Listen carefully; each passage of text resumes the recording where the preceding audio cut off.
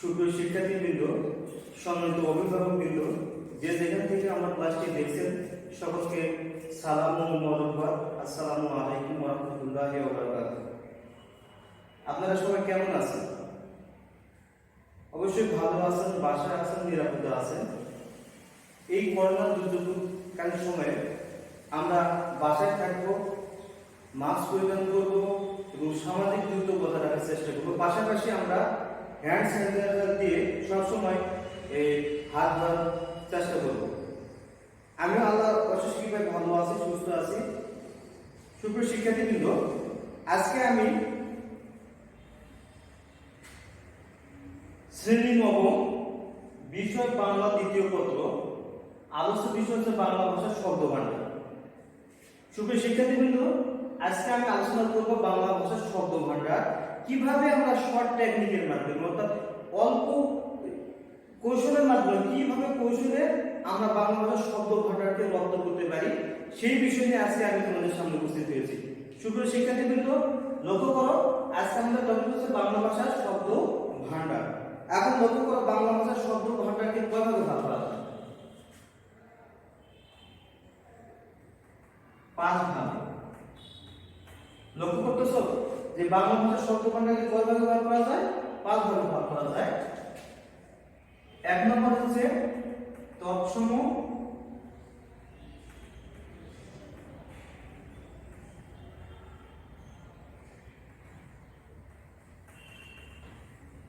অর্ধ তৎসম, তদ্ভব, দেশি, সর্বশেষ হচ্ছে বিদেশি। তোমরা খেয়াল করো, এখানে বাংলা ভাষার শব্দভাণ্ডারকে 5 ভাগে ভাগ করা যায়: তৎসম, অর্ধ তৎসম, তদ্ভব, দেশি ও বিদেশি। এখন খেয়াল করি আমরা, এই যে তৎসম শব্দটি, তৎ অর্থ হচ্ছে তা, সম অর্থ হচ্ছে সমান, অর্থাৎ তার সমান মানে কি? তার সমান মানে সংস্কৃতের সমান,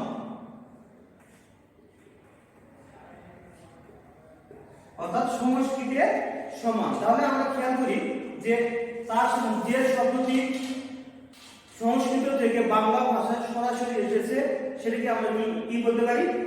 তৎসম শব্দ। যেমন একটি উদাহরণ আমরা বলতে পারি চন্দ্র। এই চন্দ্র শব্দটা আমরা কিন্তু বাংলা ভাষায় ব্যবহার করি, কিন্তু আসলে চন্দ্র শব্দটি তৎসম শব্দ, যেটি সংস্কৃত শব্দ, এই সংস্কৃত শব্দ থেকে তৎসম শব্দটি এসে গেছে। শুভ শিক্ষার্থীবৃন্দ, আমরা যে তৎ তার সম্মত সমান এই জিনিসটি জানলাম, এই জিনিসটি ভালোভাবে লক্ষ্য করব। পাশাপাশি আমরা যে উদাহরণ জানলাম, এই উদাহরণগুলো কিভাবে আমরা শর্ট টেকনিকের মাধ্যমে জানা যাবে, আমি এখন তোমাদের উদ্দেশ্যে সেটি বলছি।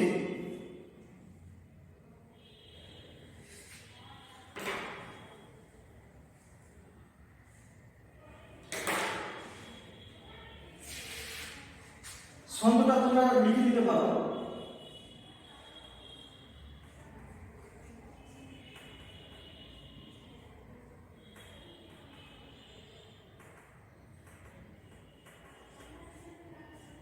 হস্তে যদি থাকে শক্তি, চন্দ্র সূর্য করবে ভক্তি। চন্দ্র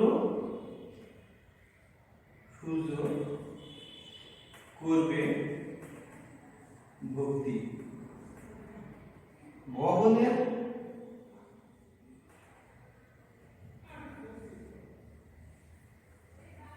পাত্র ধর্ম,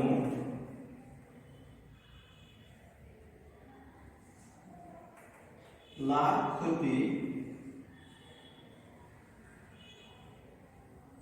মনুষ্য পর্বতের পতন।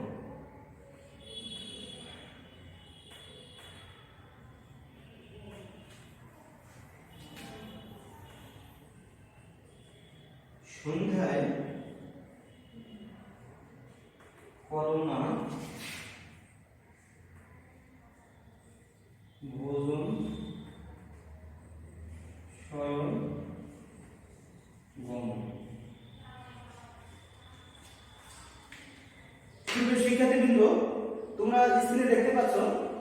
ছন্দ একটি তৎসম শব্দ কিভাবে মনে রাখা যায়, এই যে ছন্দ এখানে আমরা দেখতে পাচ্ছি। এখানে খেয়াল করো, হস্তে যদি থাকে শক্তি, তাহলে এখানে হস্ত একটা শব্দ, হস্ত একটা তৎসম শব্দ। চন্দ্র সূর্য করবে ভক্তি, চন্দ্র একটা সূর্য একটা, এটা কি তৎসম শব্দ। ভবনের পাত্র ধর্ম, এই ভবন পাত্র ধর্ম এগুলো হচ্ছে কি তৎসম শব্দ। লাখপতি মনুষ্য পর্বতের কর্ম, মনুষ্য পর্বত এগুলো হচ্ছে কি তৎসম শব্দ। সন্ধ্যায় করোনা ভোজন স্বয়ং গমন, এখানে ভোজন স্বয়ং গমন এই তিনটি কি তৎসম শব্দ। তাহলে আমরা এই যে ছন্দের মাধ্যমে, এই ছন্দটির মাধ্যমে আমরা তৎসম শব্দের কয়টা তৎসম শব্দ আমরা জানতে পারলাম। এই ছন্দটি তোমরা ঝটপট মুখস্থ করে নাও, যাতে করে পরবর্তীতে এই তৎসম শব্দ তোমাদের পরীক্ষায় আসলে যাতে করে সমস্যা না হয়। সুপ্রিয় শিক্ষার্থীবৃন্দ, তোমরা মুখস্থ করে ফেলেছো অলরেডি, তাহলে আমরা অর্ধ তৎসমের দিকে চলে যাচ্ছি।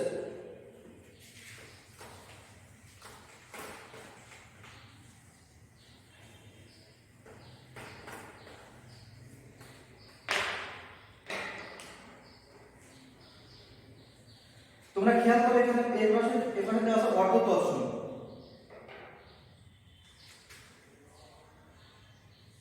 অর্ধ মানে কি আমরা কি জানি, অর্ধেক। তৎ মানে তা, সম মানে কি সমান, অর্ধেক। অর্থাৎ এই অর্ধ তৎসমটা বাংলা ভাষায় অল্প একটু পরিবর্তন হয়ে বাংলা ভাষায় এসেছে। অর্ধ তৎসম শব্দটা কি শব্দ?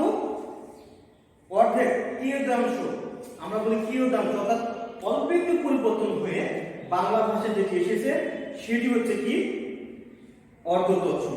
আমরা যদি মনে করি চন্দ্র ছিল, তৎসমে ছিল চন্দ্র, এখানে এসে হয়ে গেল কি চন্দ্র।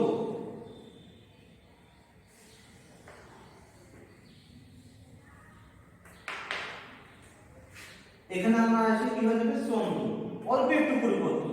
আবার অল্পে গিয়ে সেটা হয়ে যাবে কি চাঁদ। এখানে খেয়াল করো, অল্প একটু পরিবর্তন, চন্দ্র ছিল চন্দ্র হয়ে গেল, অল্প একটু পরিবর্তন হলো। এখানে এই অল্প একটু পরিবর্তন হওয়াটাই হচ্ছে অর্ধ তৎসম। এই অর্ধ তৎসম শব্দগুলো আমরা এখন ছন্দের মাধ্যমে জানবো।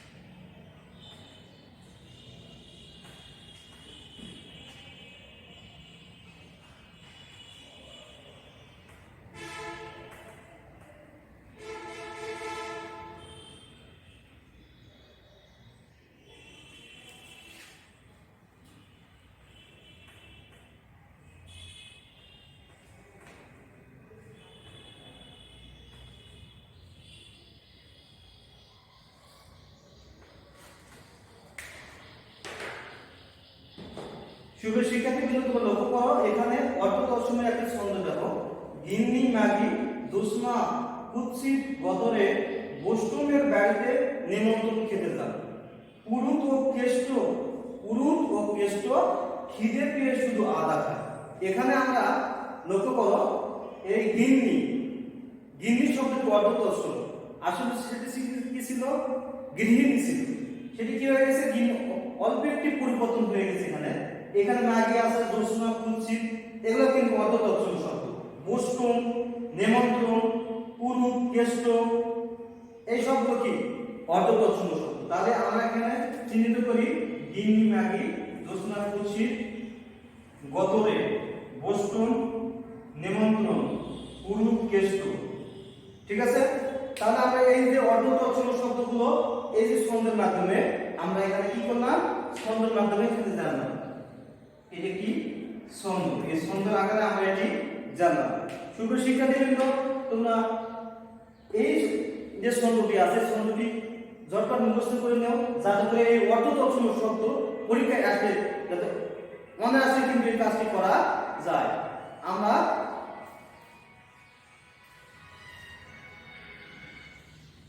এই কাজটি যেন আমরা অনায়াসে পরীক্ষা করতে পারি। যেহেতু তোমাদের বহু নির্বাচনী পরীক্ষার জন্য এই যে বাংলা ব্যাকরণের যে অংশটা আছে বই নির্বাচনের জন্য তোমাদের প্রযোজ্য হবে। বহু নির্বাচনীতে তাদের তোমরা 30-এর মধ্যে 30 পাও, এই বিষয়টা খেয়াল রেখে তোমাদের পড়াশোনা করতে হবে। চলো প্রিয় শিক্ষার্থীবৃন্দ, আজ পরের অংশে আমরা চলে যাচ্ছি।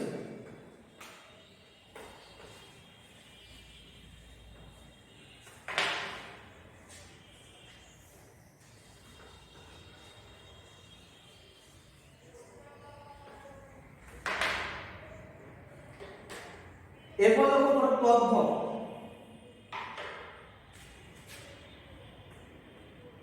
তদ অর্থ তার,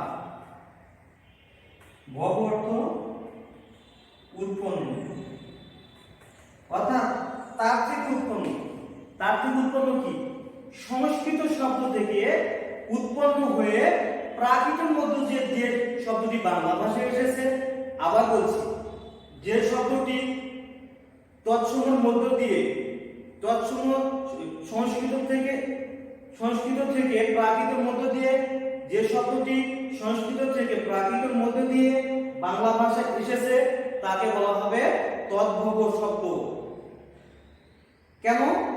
তার থেকে সংস্কৃত থেকে উৎপন্ন হয়েছে, বাট বাংলা ভাষায় এসে সেটি পরিবর্তন হয়েছে। যেমন দেখো, তৎসম শব্দ ছিল চন্দ্র, এখানে এসে হয়েছে চন্দ্র। আবার এই তদ্ভবে এসে হয়ে গেছে কি? চাঁদ। শুভ শিক্ষার্থীবৃন্দ, তোমরা খেয়াল করতেছো তো? চন্দ্র ছিল তৎসম শব্দ, অর্থ তৎসম চন্দ্র, আবার তদ্ভবে এসে সেটি হয়ে গেছে কি? চাঁদ। তোমরা খেয়াল করো, ভালোভাবে মনোযোগ সহকারে দেখো, তাহলে পরবর্তী পাঠগুলো পড়তে তোমাদের জন্য সুবিধা হবে। তাহলে তদ্ভব শব্দগুলো এখন আমরা ছন্দের মাধ্যমে জেনে নেব।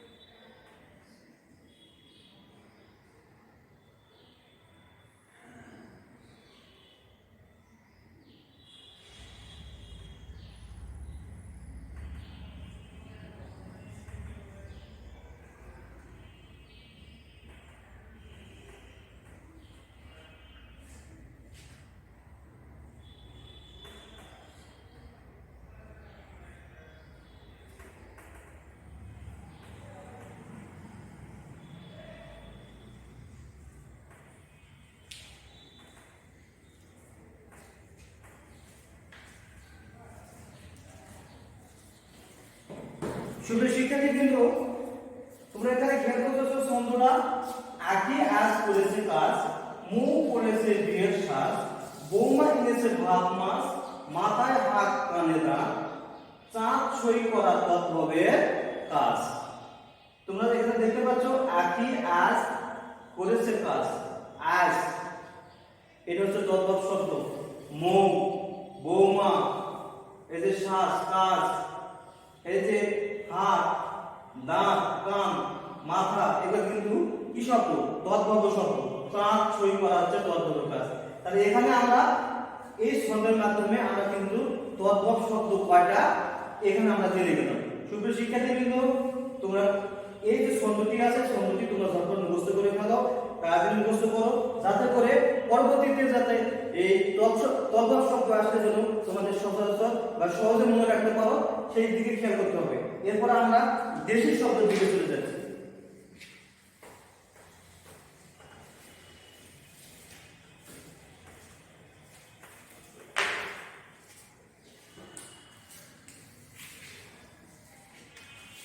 দেশি শব্দ, তোমরা একটা জিনিস খেয়াল করো, দেশি শব্দ আমরা যে মানে দেশে বাংলাদেশে বা আমাদের দেশীয় যে শব্দগুলো সেগুলো বলা হয় দেশি শব্দ।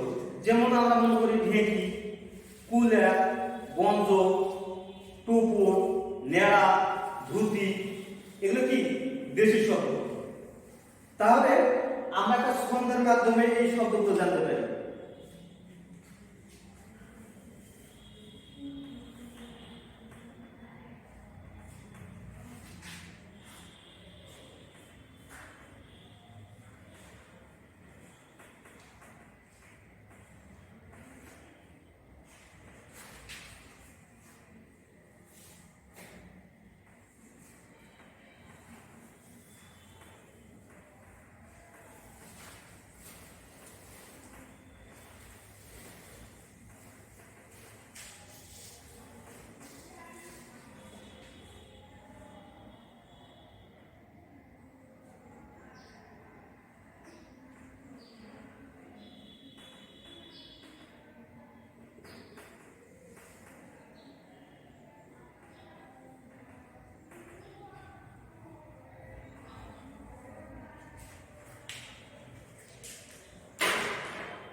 সুপ্রিয় শিক্ষার্থীবৃন্দ, তোমরা লক্ষ্য করো এখানে এই যে একটা ছন্দ এখানে দেওয়া আছে, এখানে আমরা যদি আরো কিছু শব্দ থাকে আমরা এখানে অনেক আরো শব্দ আমরা এখানে অ্যাড করতে পারবো। ডাবল ডাবল ছেলে, ছেলেটা মাথা নেড়া করে টুকুর ও ধুতি পরে কুলা মার্কা প্রসারের জন্য গঞ্জে গেল। তাহলে এখানে খেয়াল করো, ডাবল, নেড়া, টুকুর, ধুতি, কুলা, গঞ্জ। তাহলে এগুলো কি শব্দ? এগুলো হচ্ছে দেশি শব্দ। এই দেশি শব্দগুলো আমরা এই গ্রাম অঞ্চলে, বিশেষ করে গ্রাম অঞ্চলগুলোতে এই দেশি শব্দগুলোর ব্যবহারটা আমরা বেশি দেখতে পাই। সুপ্রিয় শিক্ষার্থীবৃন্দ, তোমরা এই পড়াগুলো, এই যে ছন্দগুলো আছে তোমরা যত মুখস্থ করে ফেলো, মুখস্থ করে ভালোভাবে স্মরণে রাখো, যাতে করে তোমরা পরবর্তীতে এই ক্লাসগুলো ভালোভাবে এই পড়াগুলো যত ভালোভাবে করতে পারো। সুপ্রিয় শিক্ষার্থীবৃন্দ, এরপরে আমরা বিদেশি শব্দের দিকে চলে যাব। তবে একটা জিনিস এখানে আমরা খেয়াল করি, বিদেশি শব্দের মধ্যে অনেকগুলো শব্দ আছে। আরবি, ফার্সি, উর্দু, হিন্দি, পর্তুগিজ, তুর্কি, জাপানি, বিভিন্ন সিংহলি, বিভিন্ন শব্দ আছে। তাহলে অনেকগুলো যে শব্দ আছে, যেমন আরবি শব্দ আমরা খেয়াল করি। আরবি শব্দ আল্লাহ কি শব্দ? আরবি। আযান কি শব্দ? আরবি শব্দ। আরো কিছু কিছু শব্দ আছে যেগুলো কি আরবি শব্দ। জান্নাত কি শব্দ? আরবি শব্দ। আল কোরআন কি শব্দ? আরবি শব্দ। এই যে আরবি শব্দ, আরবি শব্দের মধ্যে অনেকগুলো শব্দ আছে। তোমরা তোমাদের যে টেক্সট বুক আছে বাংলাদেশ সরকার কর্তৃক, তোমাদের যে টেক্সট বুক দেওয়া আছে বাংলা ভাষার ব্যাকরণ, ওই ব্যাকরণ বইতে তোমরা দেখতে পাবে অনেকগুলো শব্দ আছে। তোমরা ওখান থেকে ভালোভাবে মুখস্থ করে দিবে। এরপরে আছে কি ফার্সি শব্দ। ফার্সি শব্দের মধ্যে কি কি আছে? নামাজ একটা শব্দ। নামাজ কি শব্দ? ফার্সি শব্দ। বেহেশত কি শব্দ? ফার্সি শব্দ। এই যে আরো অনেক বিষয়গুলো আছে যেগুলি ফার্সি শব্দের মধ্যে পড়ে যায়। সুপ্রিয় শিক্ষার্থীবৃন্দ, আজকে এই পর্যন্তই। আগামী দিনে আমরা বিদেশি শব্দের অনেকগুলো ক্যাটাগরি আছে, ওগুলো আগামী ক্লাসে জানবো। কারণ একটি ক্লাসে যদি আমরা সবগুলো একবার জানতে চাই তাহলে কিন্তু আমাদের মাথা ঘুরে যেতে পারে, আমরা কিন্তু মুখস্থ বা স্মরণে রাখতে পারবো না। সুপ্রিয় শিক্ষার্থী কিন্তু তোমরা সে পর্যন্ত ভালো থাকো, সুস্থ থাকো, নিরাপদ থাকো এবং পড়াশোনার সঙ্গে থাকো। আগামী ক্লাসে তোমাদের সঙ্গে আবার কথা হবে। সেই পর্যন্ত ভালো সুস্থ থাকো। সকলকে সালাম আলাইকুম ওয়া রাহমাতুল্লাহি ওয়া বারাকাতুহু।